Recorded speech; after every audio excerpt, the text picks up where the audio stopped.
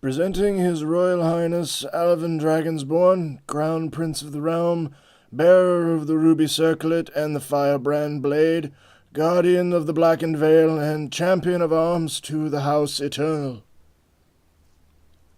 Apologies for the entrance. Bertrand insists on ceremony, and I hate disappointing him. You're Kerowynn Brooks? I am, Your Highness. I'm not a stickler for titles. Alvin will do just fine. Shall we sit?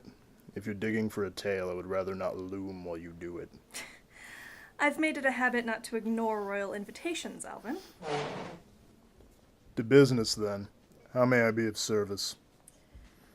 Well, I've traveled many lands, and I've heard more than my fair share of legends. But I'm looking for the story behind the story. The truth, if there is such a thing.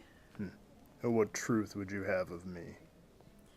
One of the most talked about tales I've heard are those about warriors of passion, shall we say.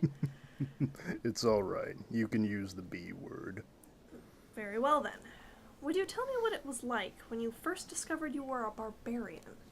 Father tried his best not to be disappointed. Mother was overjoyed. I was sickly as a child, but after my 8th name day I had a growth spurt. By my 10th I was mostly shoulders and chest, and I was presented to the War Master. I was young, so he had me spar with some of his students. Students weren't told who I was, and they didn't go easy on me. They were older boys mostly, and they pushed me. I realized I didn't like being pushed when I broke a practice sword over one of their heads and threw the other over the top rope. You had your first rage that young. What did it feel like? It's different for everyone. I met one fellow from the south who said it was like walking through a dream, only half aware of what was happening. Black Iron Brash told me he didn't even realize when he was doing it. For him, it just felt like getting a little extra mad. For me, though, it's like there's a fire in my belly. That was the first time I ever felt it, and I felt it was so big it would burn me up. When I told Mother about it after, she called it waking the dragon. Of course, when the apprentices saw the smoke coming out of my helm, they were terrified. When I jerked it off, they bent knees so fast one of them limped for days. They seemed certain I'd send them all to the gallows. And did you? Of course not. In fact, the one whose helm I dented declared it his duty to protect me. Did he really? Well, that was the first time I met Victor Vanguard III. I never had a finer friend, and I've yet to have a better bodyguard. I have a feeling there's more to that tale than you're telling. There often is, but that's another story for another time, I think. Well and good. How does it make you feel when people expect you to be different than what you are? I believe the word you're looking for is stupid. I was going to say brutish, actually. When I was younger, I'd put my back up. I spent hours in the library reading about history or talking to Father's advisors so I'd be able to discuss more than swordplay. I even took pains to master dead philosophers so I could quote them and use bigger words than I needed to. Did it work? Of course not. If anything, I made a bigger fool out of myself because I sounded like I was pretending. Big words are like big swords. Most of the time, those who swing them around to impress people don't actually know what they're for. Those who do, though, tend to be dangerous. Well, you seem to have gotten over caring much about the opinions of others. It was something Victor taught me, if I'm honest. I had spent the whole evening trying to make a good impression on the Duchess of Cragsmere, and every politeness was turned back on me. I managed to excuse myself before I started snorting smoke, but it was a near thing. I was in the jakes when Victor found me, and he asked me a very simple question. No one had ever asked me this before. And what was that? What did I care what she thought? I tried to give him an answer, but I couldn't. And that was when I realized there was no purpose in trying to please everyone or in bothering to pretend to be other than I was. Of course, it helped that I have a crown on my head and a title in front of my name. Still, I think it's an important lesson for anyone to learn. So what other misconceptions about being a barbarian have you run into, Alvin? All sorts. I remember that whenever I met apprentice mages, they would always move slowly, like they were afraid I might bite them. It seems they thought I was distrustful of magic and anyone who used it. I laughed so hard when I found that out I singed my nostrils. When I pointed out that my father is a renowned conjurer and that I'd seen more magic before I left the crib than most apprentices see before graduation, they flushed red as their robes. It happened at diplomatic summits, too. Ambassadors always wanted to negotiate with me, thinking they could talk down to me or insult me and make me fly into a rage to embarrass myself. That didn't happen, of course, and much to their chagrin, they actually accepted one of my offers.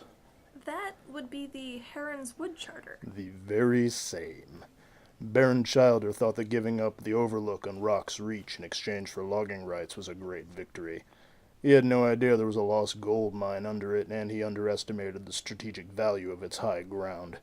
It was a turning point in the 7 Days' War. Of course, Father summoning an army to man the walls when the invaders thought the fortress was empty was a gambit I can't take credit for. I take it no one wanted to talk trading with you after that. No one wanted to play chess with me either. That was disappointing. Is rage something you're born with, or can it be learned? It comes to us all in different times and in different ways. I found mine young, but there are some who felt their furies just as early as I did. Some felt the call much later, but every barbarian I've ever met has had the same kindling inside them, waiting to come aflame.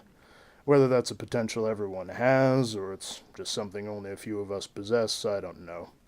Neither's any sage or scholar I've ever had a chance to ask. So what of the other passions barbarians are rumored to enjoy? That's probably the most widespread rumor of them all, honestly. Barbarians are just like anyone else. We all like different things. Britta Garland is a terror on the battlefield, but out of her armor she likes nothing more than fine silk and bad poetry. Dake Stormfront howls like a hurricane when he fights, but unless there's steel in his hand, he prefers the quiet of a library or a society club. Too much noise sets his teeth on edge. And you? I prefer fine wine to dark brews myself. It always seems to catch people off guard. And is that the only way your tastes surprise people? Now I think you have me confused with someone else. You seem at peace with your nature and your inheritance. What advice would you offer to people who find themselves struggling with acceptance? Well, the most important thing, I think, is to remember that you're still you. The person you were before that fire started burning inside you still exists. Like any fire, you need to learn to control it, and no matter how tempting it might be, don't play with it. That's how accidents happen. Before I go, is there anyone else you know who would like to be part of what I'm doing? Well, now that you mention it, I'm sure I could think of someone.